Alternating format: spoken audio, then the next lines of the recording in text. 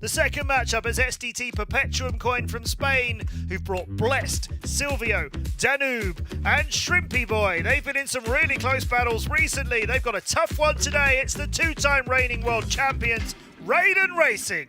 Madx, Vicent Mayans, Matteo, and Yuki. Raiden are in fourth on our leaderboard. That is not where they'd expect to be, but it's been a mixed season split for them so far. On the other hand, if SDT can get a big win past them, they could steal fourth from them today. SDT Perpetuum Coin versus Raiden Racing now. Shrimpy Boy and Silvio to start things off with Madx and Vicent Mayans. SDT Perpetuum Coin in green. Raiden, the two-time reigning world champions.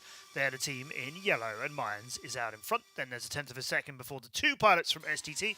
And Madx, on one of his very first races in the DCL, is just slipping a little bit further behind. Now, we're on board with Silvio, who has been absolutely essential for SDT Perpetuum Coin in recent race weeks. He's been quick, brave, and really smooth. And if you've missed any of the previous race days, remember, you can watch them all on the Drone Champions League YouTube channel. Silvio, 0.3 of a second behind Mayans as they go over the snow. Now coming into the ladders. These are obstacles that none of these pilots should have any issues with.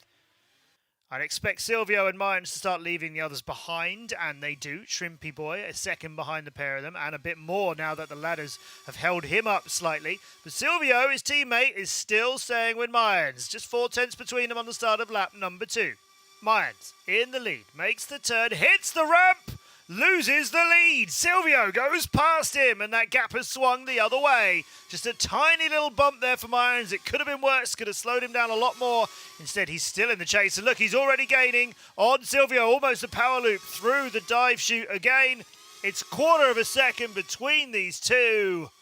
Silvio's going to have to make it really smooth as he knows how good Mayans is when he's chasing. Over the snow, under the rails, all good for both of them. Silvio leads Mayans over towards the half pipe and again towards the ladders. They were both really good last time. Mayans is snaking around now, trying to get on the inside of Silvio all the time. Has moved a tenth or so closer. And Mayans is really good on the slalom. He's right underneath Silvio, but it's gone too wide. The last two pylons, he had to swing very wide with the speed he had.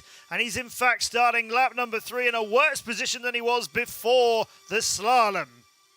All good now. On these turns that tripped Mayans up just now. He'll corkscrew underneath. Coming out very close to the end of it. And very close to Silvio. Just briefly into the lead before Mayans slips back behind him again on a turn. Silvio trying to hang on to it. Mayans trying to get on the inside of him. This drop will be important for both of them. Mayans comes out just above Silvio and Silvio pushes. It's 0.004 between them, if anything.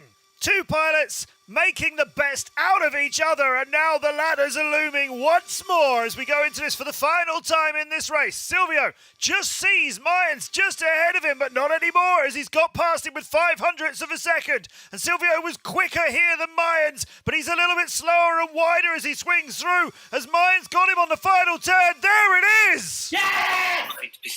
Yes! And that's why he's the best finisher in the DCL. ¡Ah, tío!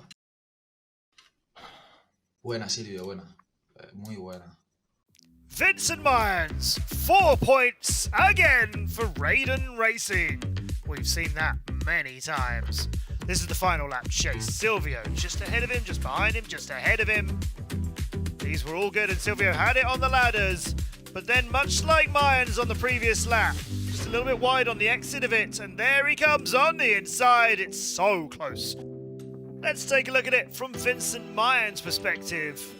Just ahead on the first and second ladders, then behind. And his slaloming though, look how close he goes to the poles, and he's a lot lower down at this stage. He makes it work this time and then just comes on the slightly shorter route. Lower and more direct, and both of those added up.